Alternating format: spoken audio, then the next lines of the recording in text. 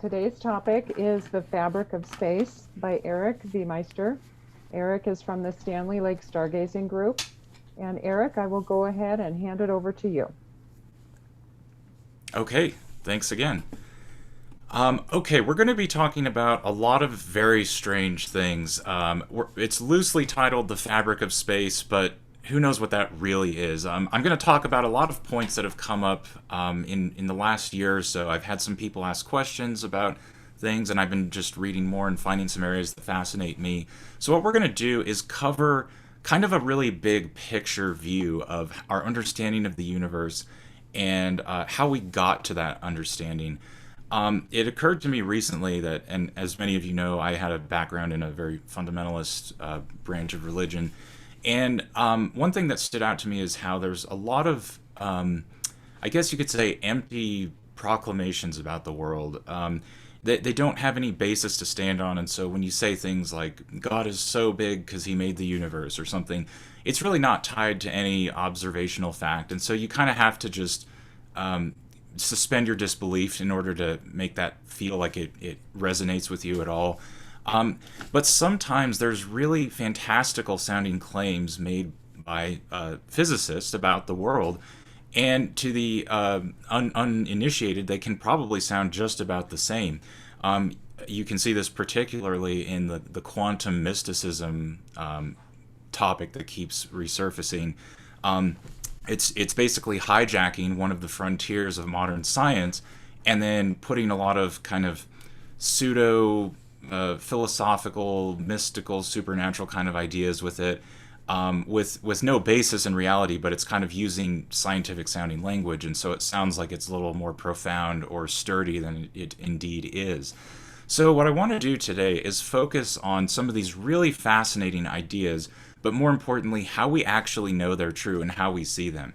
Now, one thing to know about in general when it comes to physics and especially cosmology, everything is weird. You can't really rely on your intuition for anything. Most of our intuition, of course, evolved on the ground in what we perceive as our common sense space and time. To our eyes and ears, the speed of light, the speed of sound are roughly equivalent. When you're talking to someone, you're not aware of a delay in the sound versus the light. But in a grand sense, the speed of light and sound are vastly incomparable. They're so far apart from each other. Light is so much faster than sound, but our senses don't detect that. And so when we start looking at really big and really small scales, our intuition about classical mechanics and moving objects and mass, movement, motion, time, that all just starts to break down, and we just have descriptions of behaviors that don't really map themselves onto one of our pre-evolved senses. We just kind of have to trust the mathematical descriptions, and we know they're valid because they make predictive sense and they're very accurate and very precise, but we can't necessarily use our intuition to understand that. So I like to start with a reminder from Neil deGrasse Tyson that the universe is under no obligation to make sense to you. So that being said, let's move on. And a general note too, over the course of this, I would love for you to stop me and ask questions. I'm certainly no expert in this, but if there's something I can try to shed more light on, I'm certainly happy to try. Excuse me, or I can follow up with you later if it's something that I'm not able to answer. But I don't want this to feel like a formal presentation where we have to just keep quiet and listen. Please feel free to interrupt either on the video or in the chat, and I'll try and be attentive to that. So let's talk about cosmological time. Now, again, our sense of time is one of those things that just doesn't really have any intuition. To us, a long time is usually made in some sort of reference to human lifespans, which on the cosmological time scale doesn't even register as a blip. It's just too insignificantly short. So let's map what we know about the universe, and then we'll talk about how we work up to this understanding. So I'm going to tell you a few things here, and then we're going to build up to how we got there. So we're kind of starting in reverse order with the benefit of hindsight, which we have, so might as well use it. So the point on the left, that's t equals 0. That's the beginning of what we understand to be true based on observation. That's about 13.7 billion years ago, give or take. All space and matter and energy were contained in a volume 1 trillionth the size of a period on the screen. Now, the way we arrive at that is also fascinating, and we'll touch on that a little bit more.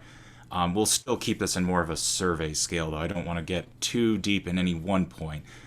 So what happened, roughly speaking, is a lot of really big events. They're sometimes called epochs by physicists, like the Planck epoch. They're very small fractions of a second. Basically, once matter and energy emerged, we don't know exactly what happened at that point. And the reason for that, and you probably heard the grand unified issue, or trying to find a way to reconcile classical mechanics with quantum mechanics. We're basically trying to understand how really large and really small things fit together.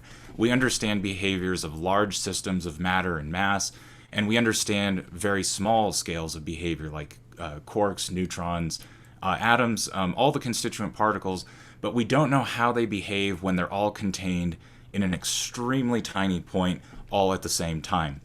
The rules don't seem to apply to each other in a way that we understand quite yet. But what we find is that right after that, there's a rapid expansion, and the space and time that this volume was contained within actually spread out. Now, one of the ways we know this is because we find galaxies, even the most distant galaxies, are roughly uniformly dense, meaning the distance between each galaxy is roughly the same at any point we look, no matter how far out we go. And one of the best ways to explain that is to think of a rapidly expanding volume where all the matter and energy contained in that space is moving and keeping an even distribution throughout this expansion process. So the very first step is that the universe becomes entirely energy. Now, Einstein's famous equation, E equals mc squared, you've probably seen it 1,000 times. It's a very powerful tool for a lot of things, but the key takeaway that I wish would be stressed more often is that energy is related to matter.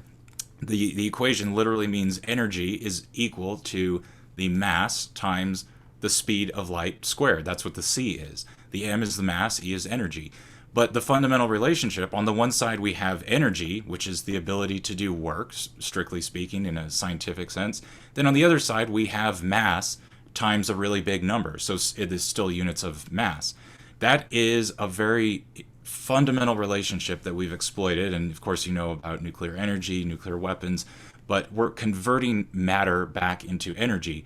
But what we know is that when we look further back in time, we see nothing but energy before it cooled down and converted into mass. But that fundamental link between energy and mass is the key point.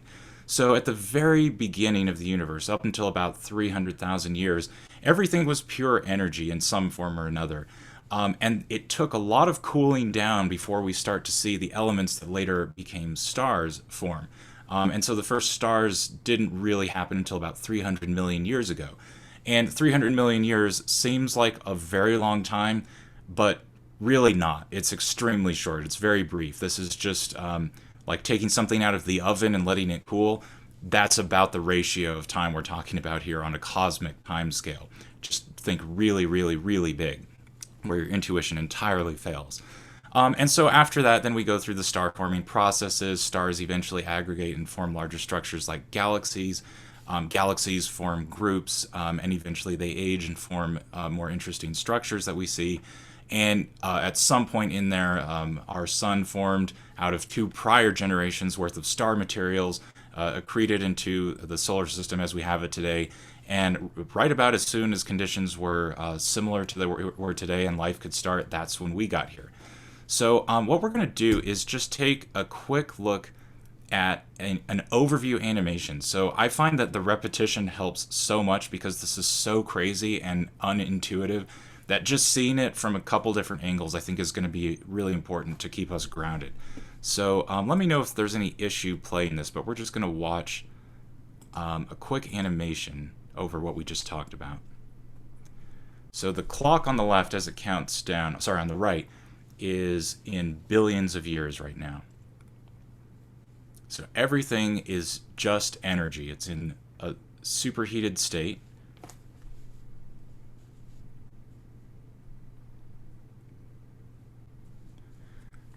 So So these eventually will cool down into the precursor materials that will become stars, and I'll talk a little bit more about that when a little later on.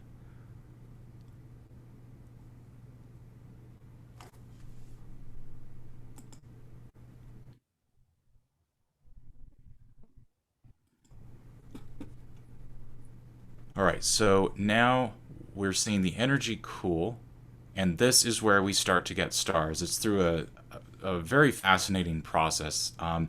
If you have ever looked through a telescope and seen a nebula, just a cloud of interstellar gas and dust, those are the precursor ingredients that eventually form stars.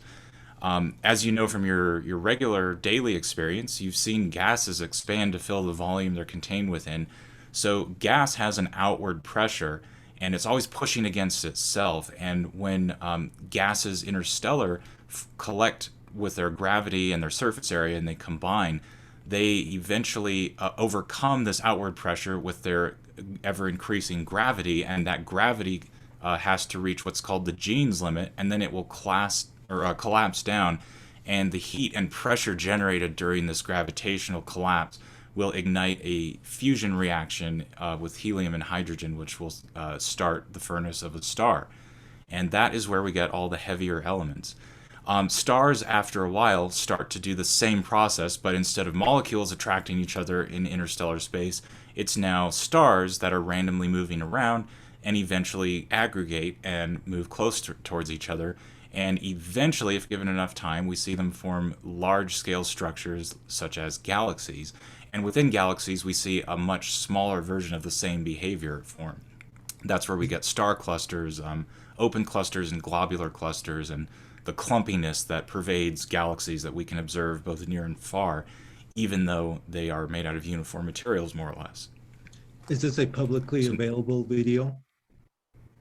It is, yes. It's on YouTube or?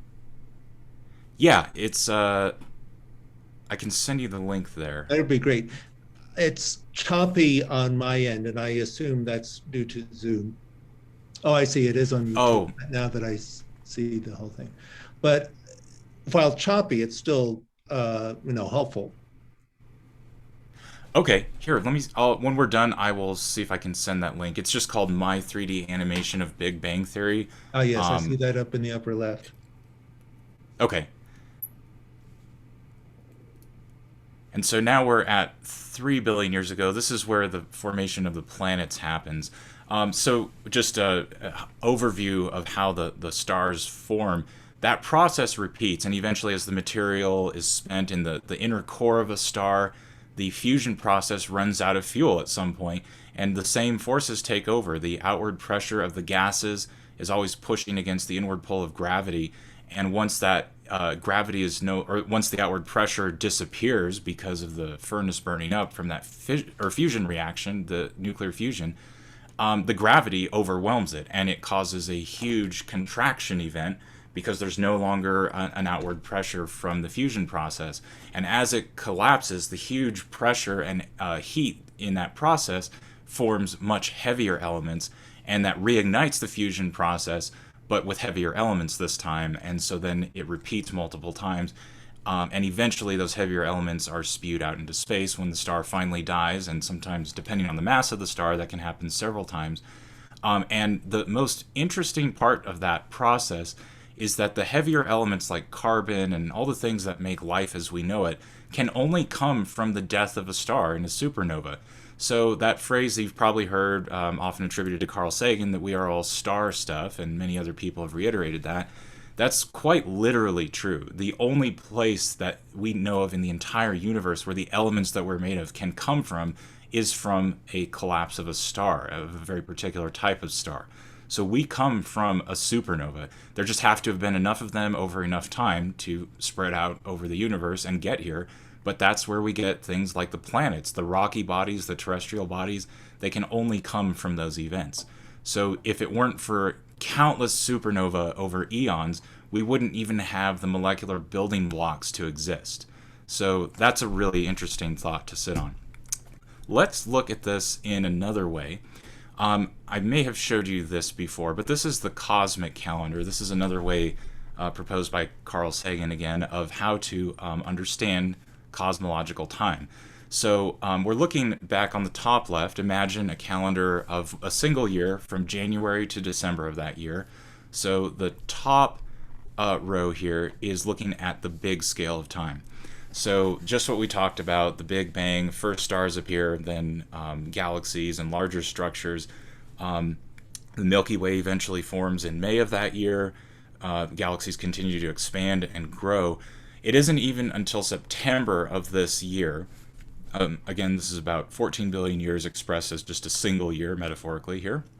And in September, that's about when our star forms. And remember, our sun is a third generation star, meaning the elements that it's formed out of had to have gone through at least 2 cycles before that. So this is, we're not the first thing to have happened. The solar system and then eventually primitive life would form in October of that year.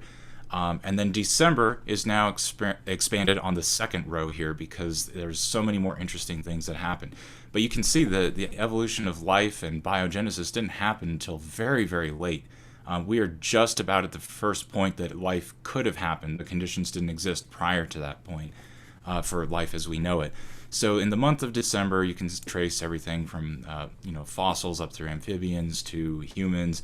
And then in the final minute of human existence, or of this year, is where human existence really gets going. That's when we start to know things. That's about the last couple thousand years. This is everything that we know. It's just the smallest fraction of the last minute of the year of the cosmic timescale. So just to put in perspective how little we know and how soon we are in the process, just imagine where we're going to keep going at this rate. Okay, so when we're looking at large scales again, it's really important to understand exponential behavior, which again we don't have a good basis for. Take for example the problem, the hypothetical gift of either $1 million up front or a penny every day, but it doubles every day for a month. Now most people's intuition would immediately say, well, of course, give me the $1 million right away. That makes the most sense. But if you actually do the math, it's substantially larger. The growth is very slow, but the rate is exponential, and so it doesn't take very long before it starts to grow to a much larger sum than our intuition would have gauged just based on those starting conditions. So when we talk about time scales and distance scales in the universe, our intuition fails us almost before it gets started. There's really just a very tiny range that our intuition applies successfully to gauging the world. So when we say powers of 10, we just mean 10 to the exponent, so a power of 10, 100, 1,000, and so on. I'm just adding zeros. So what I want to do is play this quick clip. This is from an IMAX film called Cosmic Voyage. It's a really great film if you want to check it out. It's probably available through any library system now. Sometimes they're available online. But this is just a clip showing powers of 10 at different scales. Aric, we won't can watch I the whole interrupt real thing. quick? Yeah, Aric? go ahead. To maybe help with the choppiness, is there a way to optimize video? Yeah, let me turn off that option and see if that does anything.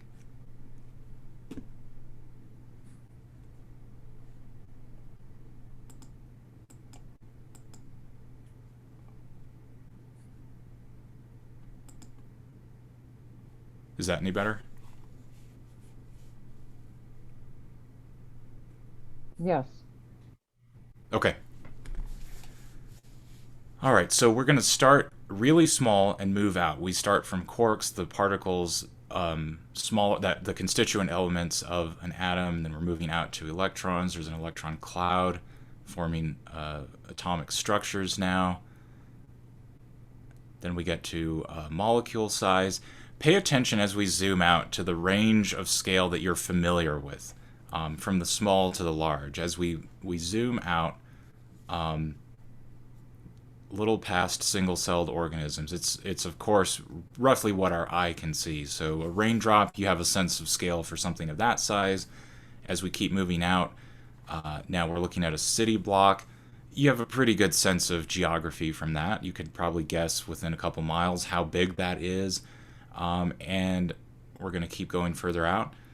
And you can probably go maybe 1 or 2 powers of 10 past that and guess, just because we're used to seeing maps. But in terms of just experiencing that. Sometimes it's hard to tell even at that scale.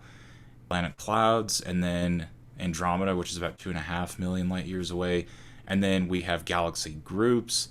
And then from a distance, you can start to see some of these patterns repeat over and over and over again. Each one of those points represents a galaxy and then a galaxy group.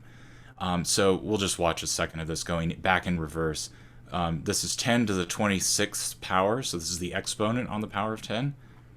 And we're just going back, and then it repeats all the way down. So it's a really fascinating way to conceptualize everything. Again, if you're interested in watching any of these clips, I'll send Cheryl a link to the all the clips once we're done with this. And please remind me if I forget, which I inevitably will. Okay, so powers of 10, that applies to our understanding. The important thing is to understand exponential growth versus linear. Every input gets you much more than you put in. Okay, so we're going to move on to talking about light briefly. Light, of course, is part of a full spectrum of energy, the electromagnetic spectrum. Light is really fascinating. There's a lot of poetic things you could say about it too, but everything we know about the universe has to come more or less on either light or something similar to that, either a different band of electromagnetic energy, but it's the only thing that's traversed these vast distances that we can actually get clues about the world around us. And there's so much more that you can exploit when you're being clever with it. So we're going to talk about some of those techniques that scientists use to learn about very far and very big things using light. Nothing can travel faster than the speed of light, but there's a few important caveats to that. So while nothing can travel faster than the speed of light, it's important to understand the frame of reference that you're standing in to make that claim. So within a frame, nothing can travel faster than the speed of light, but that's not to say that that frame can be stretching or moving. So I'm sure you've all, maybe when you were a kid, you took a flashlight and made shadow puppets in front of it. The shadow on the wall is moving much faster than your hand, and that's because it's going from a small point out to a large point. So down here on the wall, your hand is going maybe 50 miles an hour across with the shadow, but there's not an actual object moving there. So if you were to take a really large searchlight, let's say one that was bright enough to overpower the sun, and you could actually shine this onto the moon and make some sort of a shadow puppet kind of thing on the surface of the moon, from that distance, whatever your hand is doing down here, it's going to be going across the face of the moon much faster than the speed of light would actually be able to beat it. So if you started a flashlight actually on the moon and raced it across, your shadow would beat it. But that's not necessarily an object moving. Again, the shadow is just an occlusion of the light that's coming out from the source, but there's no object that's actually tracking that edge. So you're not actually violating it, even though it's possible from a frame to see something changing faster than the speed of light. So no object within its own frame can exceed the speed of light. But there's a few ways of understanding that later on that give us some really fascinating insights. So just keep that in mind for now. It is nature's speed limit, but there's a lot more to that. So you'll see the letter C used to denote light, just like in Einstein's E equals mc squared. C, of course, is the speed of light. Now here's the full spectrum of electromagnetic energy. So we have gamma rays, then we're moving towards X-rays as we move left to right, then UV, then that little band here in the center. This is what we call light. Now, light to a scientist is not quite the same as what we think of. Everything that we see with our eyes is just visible light, and that's contained within that band there that's exploded in the bottom left. But the energy doesn't stop right there. It actually continues further and on. The energy behaves in the exact same way. It's just of a different wavelength. So the longer the wavelength is on the right, that's where we get radio waves, microwaves, extremely long radio waves used for deep space communication or long distance land transmissions. But let's focus on the visible light. The only differentiating feature between what we perceive as colors is just a little bit of energy in the light. So the difference between red and blue is just different wavelengths of light reaching our eyes. But our eyes have evolved in a way that the photochemical reactions respond to different wavelengths or different energies of light. So the blue light registers a chemical process in certain cells, and then it doesn't have any effect on the ones that detect red. And conversely, the red ones will react to that wavelength of light, and the blue ones don't do anything to that. So it's this complex physiological reaction that happens in the eye, and then the brain interprets it. But colors are not really an intrinsic property of the natural world so much as they are a complex neurological response to a physical phenomenon in the mind. So what we can say quantitatively about different colors of light is that they are different wavelengths of light, and each wavelength of light corresponds to a different energy. So there's slightly different amounts of energy in each one. But our brain picks that up, and it's detecting that difference and then just registering that as a color. We don't think about that at all. You don't think of blue as having slightly more energy than red, but that's what's happening. It's just that our brain is picking it up and reacting to it in a way that we can make use of it rather than understand it. UV, ultraviolet light, just means it's above violet. And that's where that spectrum falls. And some people actually can see a little bit beyond that range of 400 nanometers. Most people, though, are right about there. That's the cutoff of where you can see. But, excuse me, some people are able to detect a little bit into that. Same thing on the lower end with longer wavelengths. In the red, we have infrared, which is beneath the red. That's where those terms come from. Again, some people can see slightly above or below that line. It just depends. But this is the range for most people, give or take.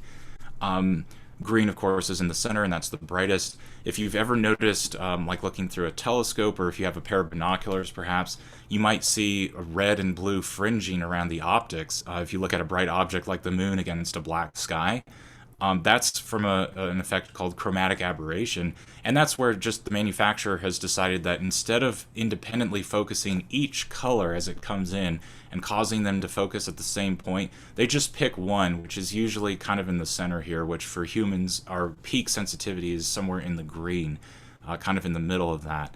So our eyes are most responsive to that kind of light. So they just focus all the green light, and then because every wavelength is slightly different, they will come in and converge at a slightly different point, either in front of or behind that focal point. And that's what you're seeing when you see that spill from the red and the blue, the two extreme ends of it. They are registering at different focal points. So it's focusing slightly in front of your eye or behind it, but the green comes in well. So that's what that effect is, if you've ever happened to notice that. Okay, so let's look at another scale here. So this is not too different from what we already looked at. We were focusing more in time before, but now that we understand a little bit about light, let's look backwards in time. Now, we're going to have to understand later, and might as well start now, that distances and times are not as separate as you probably sense them to be from your experience as a human being. When we start moving into cosmological scales, time and distance are inextricably entwined with each other. Time is distance and distance is time. On small scales, we can separate them meaningfully, but that distinction breaks down at scales very large and long. So when we look back in time, when we look at far distances away from the Earth, we are accordingly looking further back in time. And there's a very fascinating thing that we arrive at when we look further back. So we see galaxies close to us tend to be kind of similar to our own galaxy, the Milky Way, a barred spiral galaxy with a lot of clumpy matter and star clusters moving around and loose interstellar gas and dust and precursor materials.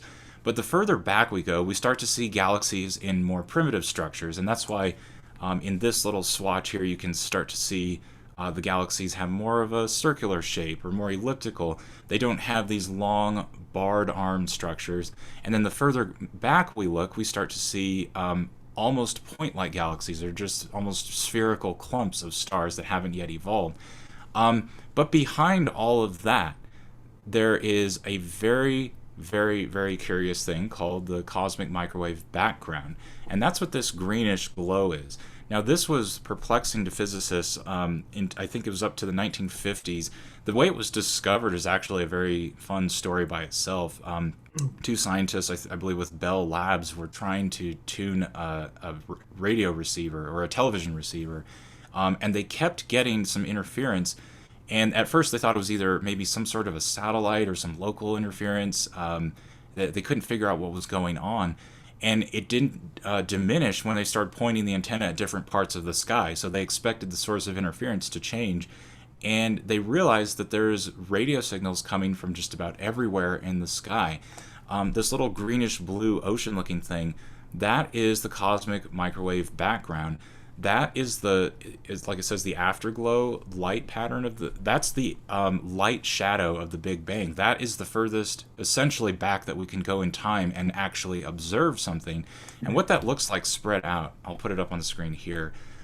These are pockets of energy. This is the remnant of the Big Bang. This is the energy that is right after it cooled from being completely transparent, where it was too high of an energy to actually see. It cooled down over enough time where space was expanding, and it was just spreading out and dissipating energy. This is right on the verge of it becoming matter. So this is before we actually see material like stars and free molecules and atoms. These are the energy levels that we would see right before that happened. So when we look back through time, what we see is large structures. They get increasingly small, they get increasingly primitive, then we don't see anything, and then we see just the energy that led up to it. It's the furthest back we can go. If that doesn't make any sense, there's a few more ways of approaching this that we'll see later on, so hang on to that for now, and maybe that will get a little clearer. But this is an observable structure, just to be clear. That's not something hypothetical or in any way esoteric. This is something that you can actually go out with radio receivers and actually see and measure in the sky. It's a physical structure. Well, it's a property of it's a measurable structure. It's not physical because it's energy, but it is very real. It's not a prediction. Okay, question. So let's, yes. Is that picture just looking at one point in the sky, or is that a kind of 360-degree view? Great question. Let me show you. Let me switch over. It's a wraparound image, but instead of, I think it's easier to visualize this way. So let me turn on the Milky Way. So on the left, here we go. This is I don't know if you can see that very clearly, but this line that my cursor is tracing out, that is the Milky Way. Okay. And what I'm going to do is turn on something that will hopefully clear that up. Give me just 1 second.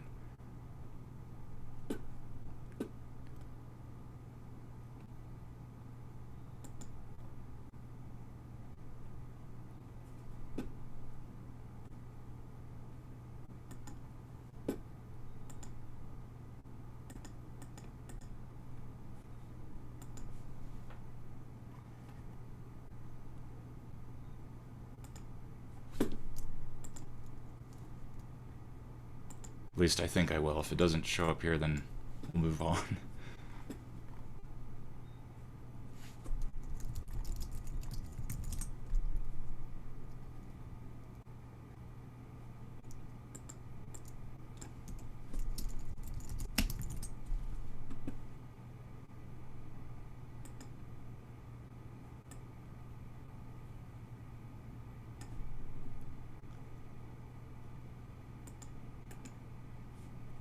Here we go.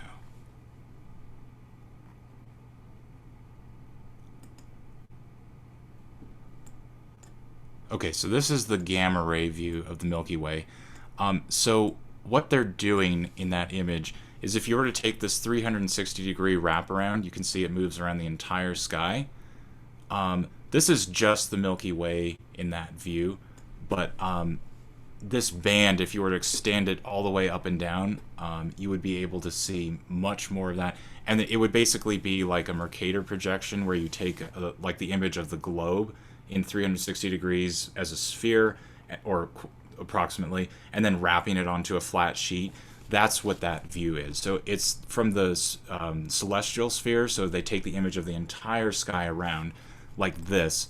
This is just one swatch of it, but if you do that around the entire sky and then put it onto a flat sheet, that's how you get that image. So it really is the entire sky. Oh. not just this one image. So it's only the northern hemisphere?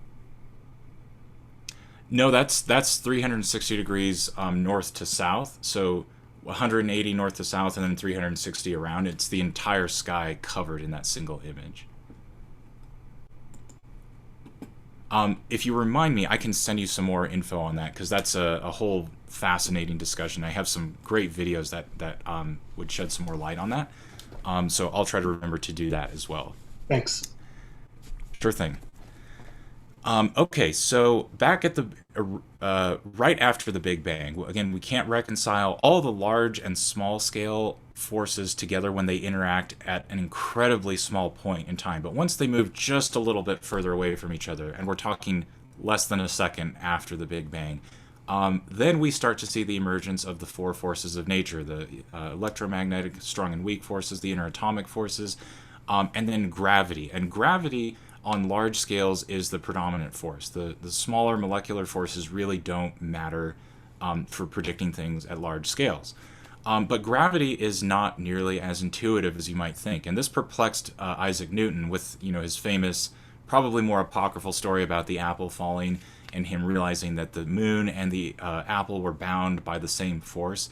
It's very useful for explaining behaviors in terms of the motion of large objects. And when I say large, I mean things that you can see. I mean not interatomic levels or molecules, things like that. Anything larger, especially like planets, motions of body. This is what engineers use all the time.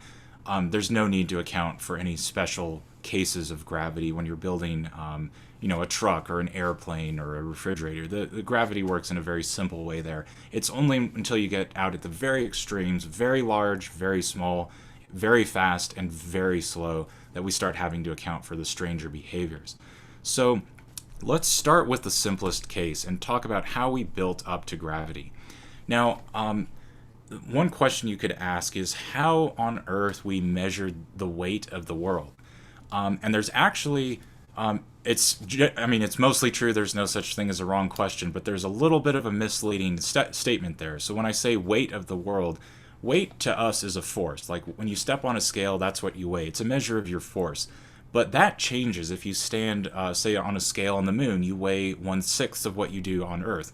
So, but you didn't change. It was the gravitational field that you're in.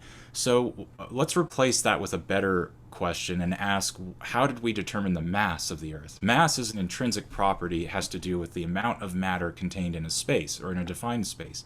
So matter or mass stays with you. That doesn't change no matter where you are. But your weight changes. That's a force. That depends on how strong the field is. So if we want to measure something like the Earth's mass, we can't just put it on a scale. We don't really know what to do with that. So how did we figure this out? Well, I'm showing you on the left-hand side of the screen there the universal gravitation formula. That basically reads, if you're not comfortable reading this, it's just the force is equal to the universal gravitational constant, big G, then mass 1 and mass 2 multiplied together over their distance squared. That the R is just for radius, and that's common because it's often measured in spherical quantities, but just think of the distance between them. This form of equation shows up a lot too. You'll see with the way sound propagates, the way light propagates, there's often something over a distance squared. You may be familiar with the inverse square law. This is what it's talking about. It applies to actually many things, but it's a very useful way of understanding how forces diminish over distance.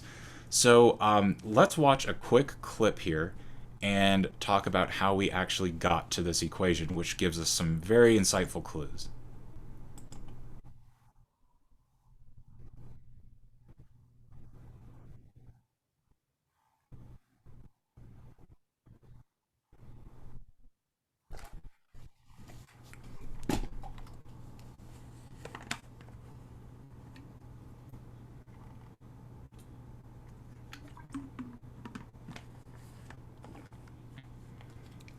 Is this supposed to have audio? I'm not hearing any. Oh, sorry. The audio's not coming through? Not for me. Okay. Let Let me try and it okay. reshare. Could do the optimized video setting? Yeah. It was okay, coming through for me. I wasn't hearing anything okay. either. I hear it, but a little choppy. Sorry. Okay. Well, here, I'll just explain it. I can send you these links as well when we're done. Sorry about that. So basically what happens is if we know the masses of two objects and their distance, those are relatively easy to find for small things. But there's this mysterious G factor, this universal gravitational constant. And so if we knew that, then we could hypothetically measure an object that's really small, like a person, and then we could measure the second mass being the Earth.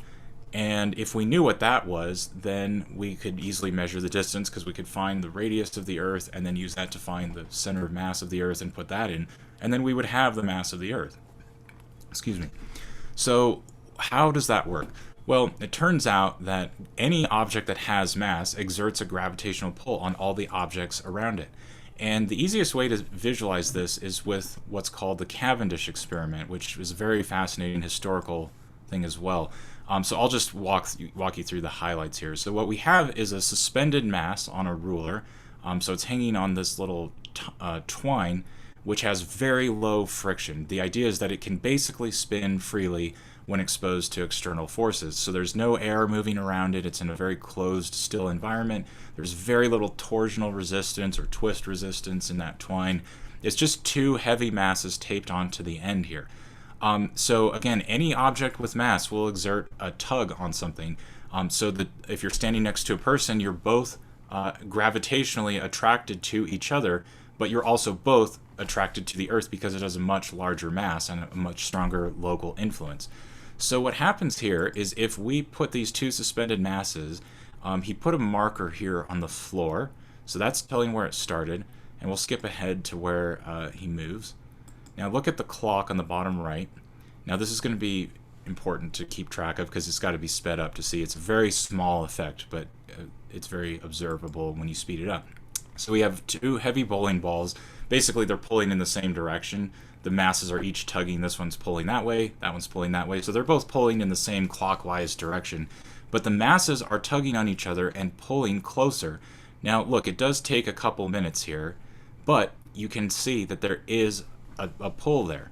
And so if we know the two masses, we can figure out based on the amount of time it took to get there, the gravitational constant. We know the mass that's suspended, we know the mass that's on the bowling balls, and there's nothing in between resisting that. And so from that, we're able to get the universal gravitational constant. And that is the same gravitational constant that applies to fields in the Earth.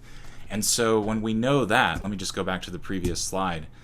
If we know big G from this very small experiment using bowling ball mass 1, bowling ball mass 2, we know the distance apart. There's a few little extra steps you got to take, but this is the concept.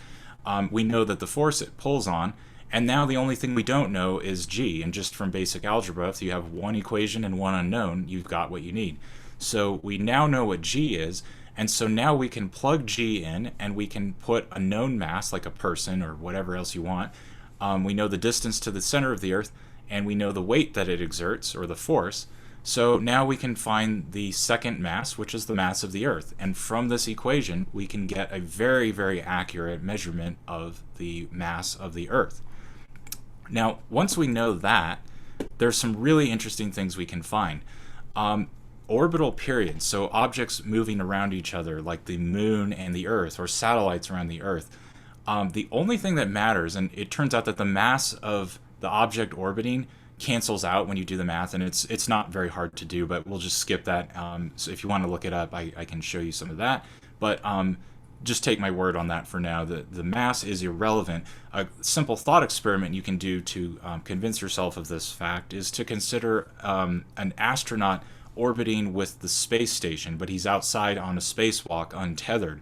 Now, the space station is orders of magnitude heavier than he is. It has much more mass than the astronaut outside alone. Why is it that they're able to float right next to each other? Well, that's because the mass is irrelevant. It's only the speed that they're moving, and because the astronaut launches off the space station platform at the same speed, his orbital period, meaning the time it takes to go around, and therefore the orbit that he's in, is identical to where he started unless he does something to change that. So this is where you get into very complicated orbital maneuvering and transfer orbits, and it's all sorts of weird stuff. But when you want to go up, you have to go faster. When you want to go down, you have to slow down. So it's got to do with your speed. You can't just point in the direction you want to go.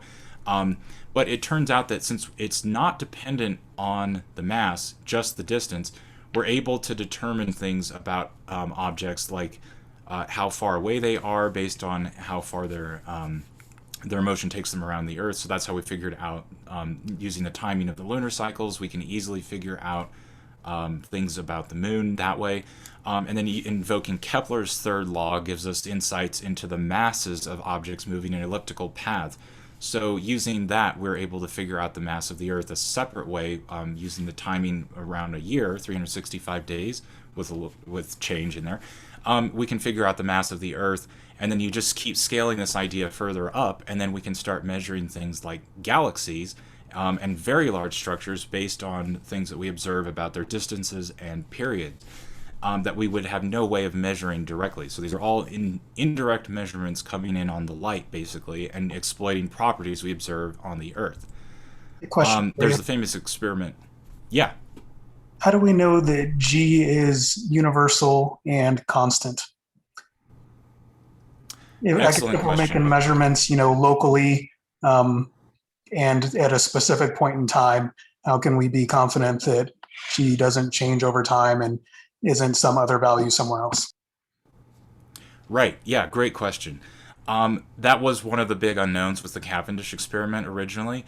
So the experiment had to be repeated in many other places. And actually, there is a difference in the universal gravitational constant. It has to do with how deep you are within a gravitational field. So if you're at a uniform point or uniform depth within that field, so think of a gravitational sphere like wrapping around the Earth. If you're at the same distance from the center of the Earth, that should in theory all be at the same G value, but it will diminish the further you are away. So the higher you are away from Earth, the smaller that value will be. So it's important to control for those variables when you're testing it. The answer in short is that it does change. It doesn't appear to be dynamic over time periods, but it does change where you are in Earth. So another way you can exploit this measurement is to take this in as many different places and with increasingly sensitive instruments on the surface of the Earth. And you learn two things. You learn that there is an average value that you can get for the Earth. And the more points of input you get, the more accurate it will be. So that way our way of determining the Earth's mass improves over time with more measurements. But also you can exploit that in reverse. And once you have a very precise measurement for a given area, you can actually repeat this experiment in nearby regions and determine what's underneath the Earth to some extent. So this is how we map some of the things internally inside the Earth that we can't see, like inside the mantle. We know that certain areas have slightly more mass than others just because the value of G increases even at the same distance. So where we would expect it to stay the same if you're not changing your altitude, basically, if that changes, then we can get some insights into what's underneath and like higher concentrations of mass. I believe the value of G in the western United States is actually, it's a small, very small fraction of a percent larger than it is on the East Coast, and that's because of the Rocky Mountains. There's just more dense material. It's slightly heavier than the eastern plains. And so this is a measurable thing, and you can actually detect this from orbit. There is a gravity displacement map that you can check out from, I think it's from NOAA, maybe NASA, but I know NOAA's page had it at one point. Again, if you remind me, I'm happy to look that up and send it to you. It's a really fascinating thing to check out. There's also the lunar mission, I can't remember the name actually, but it's GRAIL. It's a lunar mapping program that has a very precise gravitometer, and it just orbits the moon and measures things about it. And they actually, just like I showed you with the night sky with the Milky Way, you can actually get a map like that overlays on top of the moon, and you can see the slightly different regions that have higher and lower gravity relative to each other. So if you know that it's orbiting from a constant height, and that instrument is precise and calibrated, any changes in the value of G that it registers are going to be because of a difference in density in the surface that it's flying over, and not the instrument. So it does change that way, and there's some really, really interesting properties about that. But great question. Thanks. Okay, so let's talk about some even weirder stuff now. We're kind of building up to some bigger ideas here. Dimensionality is a very, very strange concept. It doesn't make sense even when you thought about it. But let's watch a quick clip here that talks about the book Flatland. But we're going to talk about how this affects gravity. So these two separate ideas are going to weave together. But let's watch a quick clip to show that.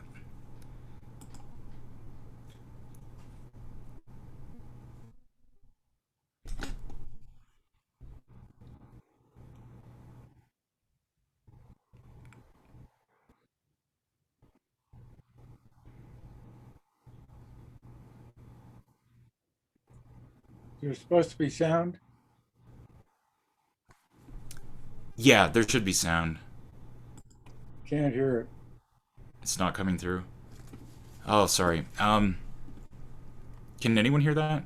Yeah, I can hear it. I can hear it. Do you have the optimized video turned on? Yeah, that's Turn off on. for the on? Okay. Then people should be able to hear And it. let me try resharing that. Sometimes that will fix it. Yeah, I think half of us are hearing it and half are not. I don't know what's going on. Okay. Let me just try that. I just reset it. Let me see if you guys can hear that now. No good? Oh, sorry about that. Okay. Well, you know, I'm going to skip the videos then. Let me just narrate a little bit of what's happening. So I'll turn off the sound for those of you that were hearing it. Basically, the idea here is that we're trying to invoke the idea of understanding higher dimensions from the restricted domain of a lower dimension. So here we're talking about a flat sheet, and then imagine a higher dimension of a flat sheet. So add one more dimension in perpendicular directions, and you get height. So you have length, width, and then the third one would be height. And then this is from Abbott's book Flatland. It's a whole narrative about this concept. But the idea is that if you were restricted to a plane and you only had length and width dimensions to move freely about in, you wouldn't necessarily notice anything that we see in this perspective that you're seeing. You would notice edges have properties you can measure, so you can contact the four vertices of a square, for example, or you can measure the continuous arc of a circle or 3 points on a triangle, but you wouldn't really understand what it would be like to view these from a perspective of height. So that's what we're going to talk about here. Let me just skip ahead. So the idea is that in the story, a sphere comes along it exists in the third dimension, and what you're seeing on the top is the projection that the square would see in 2 dimensions of a circle passing through that. Let me show you one more time. So as the circle moves, you see the radius widen, and then as he passes down, the radius shrinks, but you just see a straight line edge on.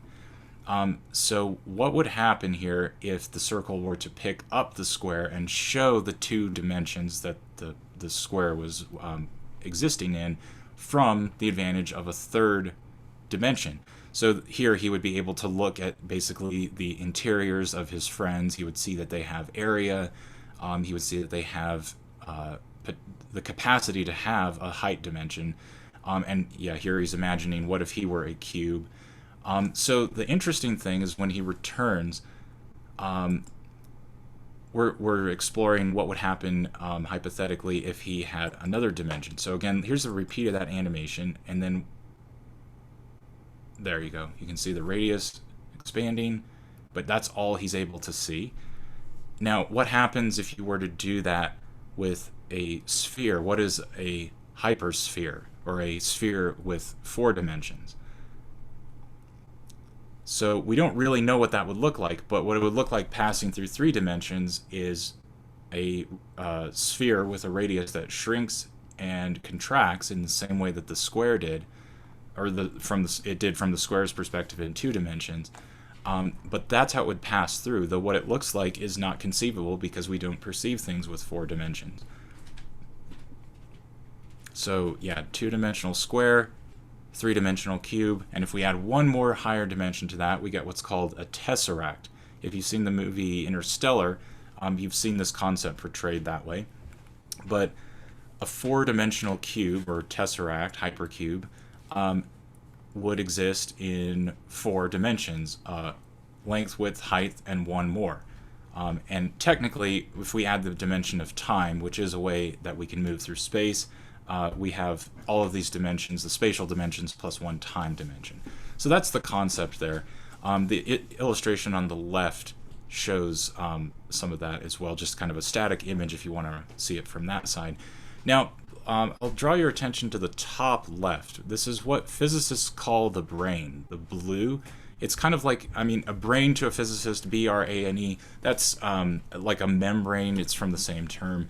This is the space that we exist in, but there are dimensionalities above 3 dimensions that have to be described physically to make sense of a lot of measurements. And this is where we start getting into some weird stuff in relativity through our observations of light moving around heavy objects. So this applies to light and gravity as well. It's not something that we can visualize, so what we're doing here is taking everything down 1 dimension. So the bulk, the hyperspace, that's 1 dimension above 3, that's 1 dimension above our own. That exists in 3 dimensions when you draw it on a page, and then 2 dimensions is what our 3-dimensional world looks like. So everything is collapsed down 1 order of dimensionality. So we're in the blue, the orangish yellow is the 3 dimensions, or the 4th dimensional world that exists around us but that we don't perceive. And again, this is a mathematical way of describing things. We don't really know what this looks like, but this is a very real property, and I'm expressing it here in the abstract, but let's move into what it actually looks like in space when we start measuring things. So we've talked about gravity before and how it exerts a force at a distance, and any object with mass will attract other objects gravitationally.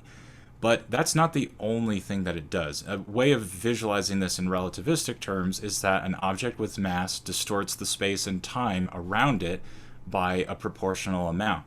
So the bigger the object, the greater the distortion. So there's some really interesting things that happen with relativity. There's time dilation, where things tend to slow down the faster you go. Length contraction, it changes size, it shrinks actually the smaller you go, or the faster you go. And then there's also gravitational distortions as well, and this is where the space and time is distorted not because of relative speed, but just purely because of the gravitational pull. So the larger the mass, the greater this effect. This was a crazy prediction made by Einstein, and it was basically untestable with any high degree of accuracy during his lifetime. But the Viking mission in the 70s actually was able to validate this by sending a pulse of light from the orbit of Mars back to Earth. And from distances relatively far away from the sun, on either side of it, the amount of time that it took for that light to get here from Viking to the reception on Earth was about what we'd expect from the distance in a linear sense. So we know the distance from Earth to Mars, and that tracked very closely. But a very curious thing started happening when we send these pulses right next to the sun. So you're sending, like in the image here, you're sending a pulse of light, radio energy, from the Viking orbiter. This is actually repeated on the New Horizons mission, and this is what you're seeing here, but it's the exact same setup or concept of experiment here. So it's sending these images, or these pulses of light, at increasingly close distances to the sun until it's skirting just around the outer limb of the sun, where the gravitational distortion is much, much higher than it is in free space. So as we get really close to the sun, the amount of time that it takes for that light to reach us goes up drastically. So the effective distance that it traveled, even though it's in a perfectly straight line, it's taking a much longer path because the space around it is getting distorted. So the flow of time is different around that object, and the amount of space that it travels through is different. And if we scale this up to things like a black hole, which has an immense gravitational field, so strong that not even light can escape from it, then we start to see really strange things where the radius is much larger than its circumference. So the distance around on the circle, the distance across is much longer than the distance you would get by just going around it, which is a very strange idea. And one misleading thing about the way this image is drawn, even though it looks like it's bending, the pulse of light is actually taking a straight path. It doesn't deviate. It's just that the amount of time it takes is longer. So it's effectively traveling a longer distance. So it's getting distorted by that field, but we're expressing a four-dimensional concept with the available 3 dimensions that we have. And this is actually collapsed one further by presenting it on a 2-dimensional screen. But your brain can easily read the intention of 3 dimensions at this the way it's drawn. So let's look at black holes a little bit more. Here's the circumference and here's the diameter. So the further you get into a black hole, meaning the further in, straight towards it you get, the more the distortion of space and time becomes, it increases in magnitude and severity. And so the larger the diameter is. Even though you're moving a straight shot across, if you could travel through it, it would still appear much, much, much longer across than it actually is around.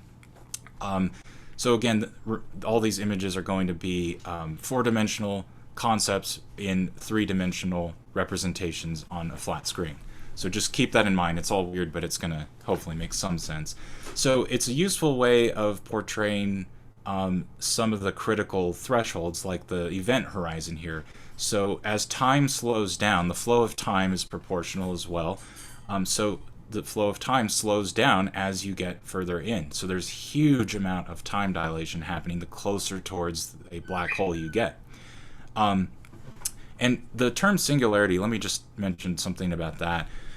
Singularities are a favorite word of science fiction writers that don't really know about relativity. It's a fun word to use. It kind of basically is interchangeable with like quantum mystical stuff, and it sounds cool, but singularity just means it's a division by 0 mathematically, which is to say we don't really know what happens exactly at that point, but it's not that the universe blows up or there's something like a portal to another realm opens up or anything like that. So in that earlier equation, if you recall the universal gravitation, it's force equals g times the masses over r squared. There's a division over the distance. So anytime you divide, like what happens if you move 2 objects, let's say perfectly close together, and they have 0 distance in between them, that's technically a singularity. But no one for a minute thinks that if you put 2 objects on top of each other, exactly superimpose, that you open up a black hole or anything. It just means that there's no description at that point, but the behavior is not mysterious that way. So at a singularity in a black hole, that just means that's where the equations approach infinity, and there's no useful interpretation other than to say we just don't know at that point. But we can predict based on the behaviors up to that point what's likely to happen, and it just gets smaller and smaller and smaller. Time slows down and down and down, but there's not something super sci-fi spectacular that happens. So just to clarify a little bit about that. This is actually based on some work done for the movie Interstellar again, where they portrayed a black hole very accurately. Another very fascinating thing that happens is not only does a black hole warp the space and time around it, they also spin. Most of them spin quite fast, in fact. And as they spin, they actually drag the space and time around them. So now, in addition to distorting the space and time with the singularity, or with this cone approaching infinity at the bottom, it's also twisting very quickly. And you can see this gradient that shows the faster twist the further down you go in the well. Again, this is happening in 4 dimensions. So as the twist increases, it's dragging and warping and distorting the space around it in a twisting pattern. So if you were to get close to it, we're used to thinking like, oh, if you were just, in orbit around the Earth somehow and drop something from a high height, it would go either straight in, or if you had an arc to it, it would go into an orbit. It would be some sort of a circle or an ellipse probably. But in a black hole, there's what's called the shell of fire, and that's where all sorts of weird sideways twists happen, because the space is not being twisted in a circular fashion. It's twisting all around it, this gradient, which causes a spiraling effect. So let's look at an actual black hole. This image is from NASA, but if you've seen Interstellar, you'll probably recognize this right away. What is really fascinating about this is that the black hole is the part in the center, but the light is being bent around. Now, where is this light coming from? This is actually the light that's behind the black hole. That's not something that's happening in it. It's the space, or the space is distorting the light that reaches us from behind.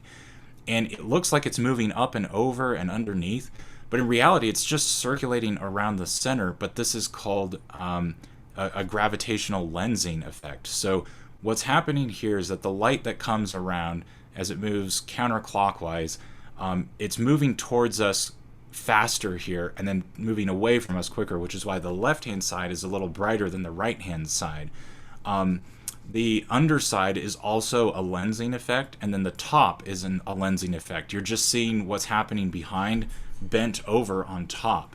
And that will be a little clearer in the next couple slides, I think.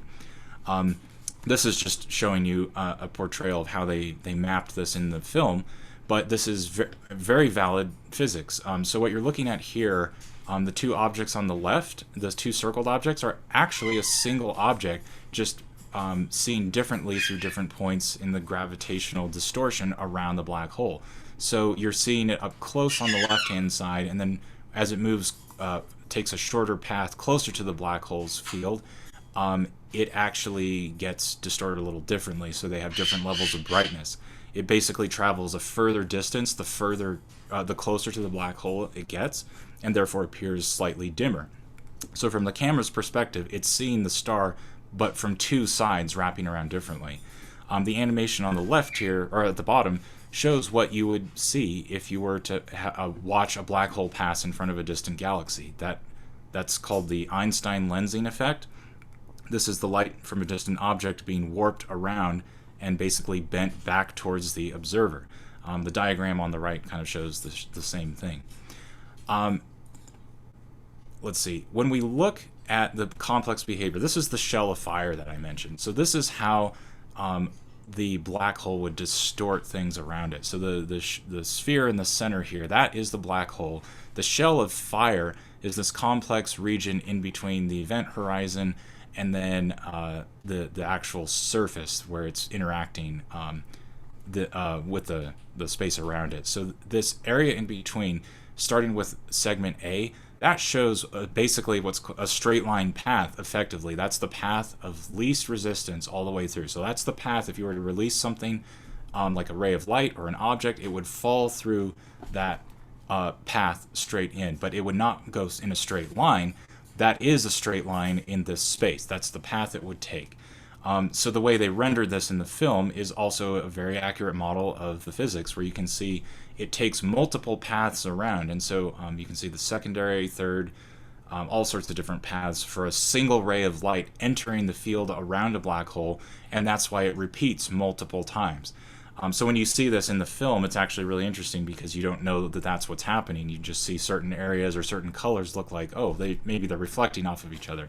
But no, they're just the light is getting bent around, and some of it is coming out and being visible on the first pass, some of it's on the third and fourth, and the nth pass. So light behaves very interestingly. And you'll also notice that the side towards us on the left has a greater distortion than on the right, and that's just because the light coming around has more chances to reach our eye on that side, whereas the right is always moving away, hence the asymmetric distortion.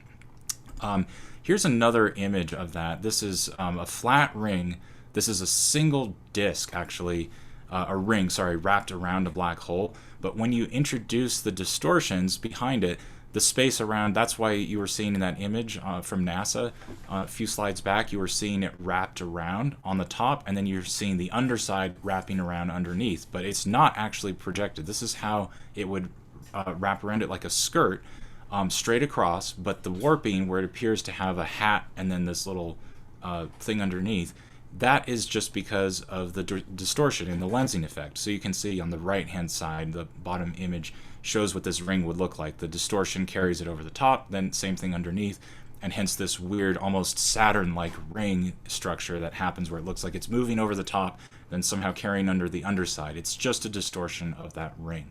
But this light is, again, compression from the light behind it. So this is all the stars, galaxies, whatever's emitting light behind the black hole, not actually from the black hole. There's nothing there. It's just bending it closer, and that's why the closer you get to the surface or that edge of the event horizon, that's where you see more light. It gets dimmer the further away you go because the compression or distortion is less. Now, this all sounds crazy and interesting and wild, and I'm going to not play this clip. It basically recaps what we've talked about. But how do we know that any of this is true? Well, we actually have pictures of that. What you're looking at here is a clump of stars right around the center of our own galaxy, and this is taken about just about 20 years apart. This shows the path that these objects took. And remember that shell of fire, the way that the gravitational distortion causes something that was going straight to take all these wraparound paths that take it inside? Well, that's what these stars are doing. They're not quite in the shell of fire, but the pull of the black hole is twisting and rotating around. So it's not just pulling things straight in, it's attracting them in these weird orbits. The galactic center, as it turns out, is in the center of or off to the side of Sagittarius. So if you ever see the teacup in the summer sky, or when we do a star party with you guys, I'm happy to point that out. It's a very distinctive constellation pattern. But just know that it's right off the tip of the spout on the right-hand side. That's the center of the Milky Way. It's the galactic center. It's a point in the sky that you can go out and look at. So let's look at what this looks like. So each point here, the dots are spaced evenly apart. They're all taken at different points, but the dot increment, the spacing increment, is identical. And you can see that it accelerates as it gets closer. So the further away, the slower it moves at the same time interval. And that's because the pull dramatically increases with closer distance. But let's take a look at the image on the left here. Let's animate that. This is an actual 20-year time lapse of that same period. So this is the raw data. You're actually looking at stars moving around the center of the black hole at the center of the galaxy. I think this is one of the absolute coolest images we've ever taken. I mean, it was not even 100 years ago that there was still the great debate on whether or not the stars in the sky constituted a single galaxy or many, and if that was actually the limit of the known universe or if there were galaxies beyond. And then now we're sitting here watching stars move around a black hole on a Sunday afternoon. What a cooler time to be alive. All right, so with that, I'm just going to go quickly in the interest of time here. So this is an illustration of gravitational lensing, which I've talked about. This is where the space around something is distorted, so a single galaxy gets distorted in multiple cases. Okay, that makes sense, but this is what it actually looks like. This is from the Hubble Space Telescope. Single galaxy distorted around another. This is actually a galaxy, not a black hole, or a quasar. No, this is a galaxy, sorry. This is a smaller dwarf galaxy, but its gravitational field is enough that this galaxy behind it, which is in direct line of sight, is split 3 ways around it, so it's coming in at 3 different light paths. And the interesting thing about that is that each path is taken slightly different time to get here, and slightly different meaning hundreds of millions of years separate. So this galaxy, even though it's the identical galaxy, it hasn't done anything differently from its end. We're seeing it at 3 different points in its evolution, so it's several different stages. Conversely, if you were on that galaxy viewing the Earth from the other side of that, because if we're in the same line of sight, it has to be on the other end of that same line of sight. If you could somehow get a telescope and look back at the Earth, you would see the Earth in 3 different states. So you'd probably see it pre-life in one, and then maybe dinosaurs in another one, and then you'd see something. But this would all be several. I think tens of thousands of light years away. So the light is very old, but however far apart those are, it would be the same distance looking back in time, but at 3 different points in the exact same frame. So whatever that distance is, that's also how far back in time you could see it. It probably looks nothing like that today because it's changed so much, but it's a really fascinating way. You're literally looking at an image that shows actual time travel effectively. This is the concept from Interstellar that we talked about. Here's another example of gravitational lensing. This is actually an image, though. This is from the Hubble Space Telescope. This is a single point galaxy cluster behind it, and then there's a supernova that you can see 4 separate instances of the single event. And then here's another example of an Einstein ring. distortion around a quasar in the center. A quasar is a very, very dense object that has a very strong gravitational distortion. So yeah, go ahead. This is Jeff. So that picture with the 4 images that you just had, if you can put that up, are those, you saying that they're not identical in time? Is that correct? It depends. Let's see. In this image, they're not identical, and that's because it's not quite at the center. So if you recall, let's see, if you think of it like this, so there's a ring around the object. If it was precisely in the center of that object, and in our line of sight, the object was perfectly in the center from behind, and then Earth was perfectly in the center in front of, if it was taking an exact straight path, then any splitting that went around the edge would take the same length, because the distance from the center of that massive object would be the same on either side, hence no deviation in time. But if it's slightly off-center, the gravitational field of distortion, which increases towards the center and diminishes with distance away from that object, will cause it to pass through different denser or less dense parts of the field. So if this is the center here, the light that comes through off-center that goes closer through it will get slowed down substantially more than the light reaching around the far corner on this side if it wasn't perfectly in a straight line. So in this case, you can kind of tell it's a little off-center, hence the time difference.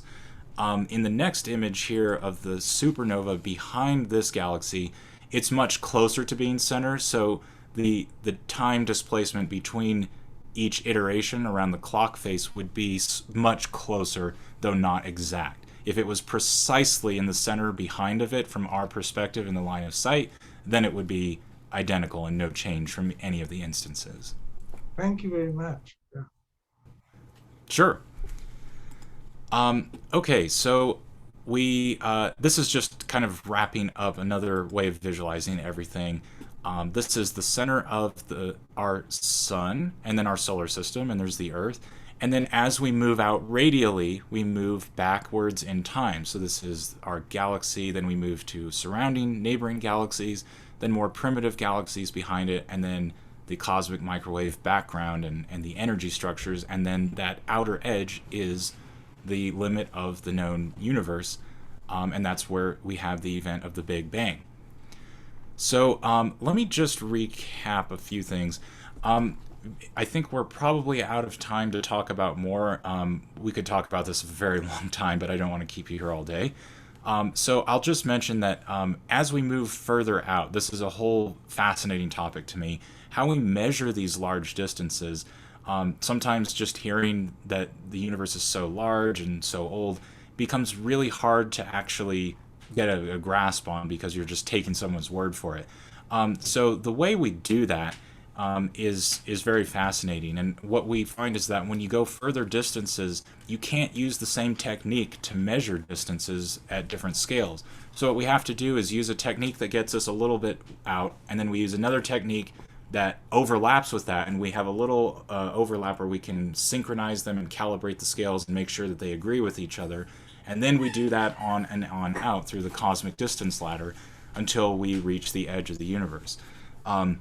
Basically, I won't go into detail on these, but the first method is parallax, the difference between what your eyes see. Anytime you measure something with actual distance, you see a slight wobble over larger distances. You can see that in this image here. So we use Earth's orbit to exploit that, and then find the nearest stars to us actually appear to move slightly when we measure them 6 months apart on either side of Earth's orbit. We can use that because we know Earth's orbital distance from the sun. We can then do simple trigonometry and figure out how far away those stars are. That only gets us, though, a little ways out, because the distances are so vast that we can't see that wobble. So what do we do next? Well, this is kind of a measurement of how far we can get, about halfway to the galaxy's center with using parallax. The Gaia instrument is able to get us a lot further. Using the signature of light through spectroscopy, we can find out that the light that comes in gives a characteristic signature based on the chemical composition. It absorbs certain wavelengths and emits others, and each chemical has a unique signature, and that's how we know what a distant star is made of. And if we know what that star is made of and how bright it is, we can learn something about its distance. And so if you think about just a single point of light, if you were to measure it at these little cutouts of a shell, you would find that there's a relationship between the amount of intensity of that light and the distance. But that still leaves us uncertain as to what's giving off that light. So there's two missing pieces, and if we could put them together, we would get more information. That leads us to what's called the Cepheid variables. And I'm breezing over all this. We'll probably have to talk about this another time in way more detail, because the details are so curious and fascinating. But it turns out that there's a relationship between a very particular type of star called the Cepheid variable, and if we can tell that it's that kind of star based on the chemical signature through the light, we know that it emits light, it goes up and down in brightness over a certain period of time, and then that is corresponding to its luminosity or its brightness, and from its brightness we can get its distance. This is extremely important because it's what's called a standard candle or a common reference point. There's several of these that happen very close, and they're called Cepheids because the first star we found that did this is the star Delta Cephei, which you can actually see on any night of the year, and it has tremendous cosmological significance because we figured out that certain stars, they vary their brightness depending on the period of its oscillation. Once we know that, that is so key because they all behave the same. And so once we know that, then we can apply that to other stars. So now we look at a star called V1. This was measured in Andromeda Galaxy by the Hubble Space Telescope. This is a Cepheid variable, and we can tell based on its color signature in the light, it's the exact same kind of star, and we measure its brightness. And this distance is so far away that we can't possibly see that wobble in the parallax. And because we don't know that, the only way we can measure its distance is by measuring the brightness drop, which we've calibrated on stars much closer to us, where we have two ways of determining that.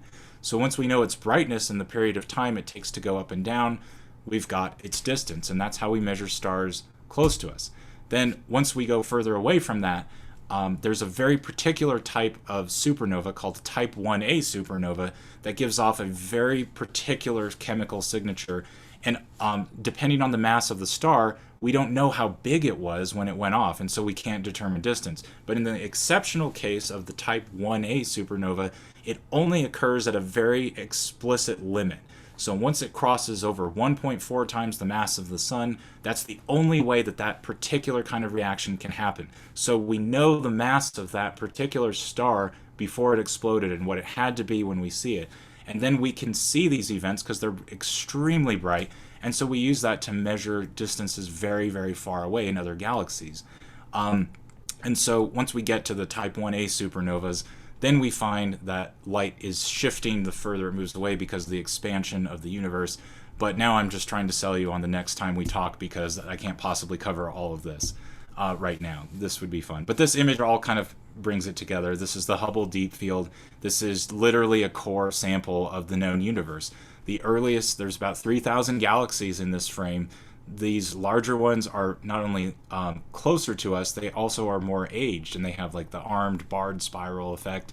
The further back in the image, they get smaller and also more primitive and more elliptical in structure. They haven't had time yet to evolve these more sophisticated shapes.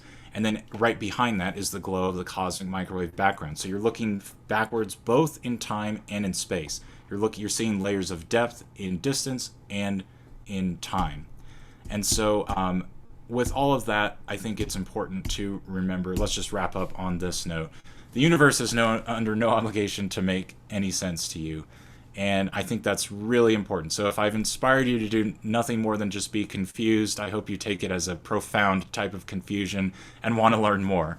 Because there's no way to really get a great grasp on it, but it's the process that is really enlightening. So I think we're out of time, but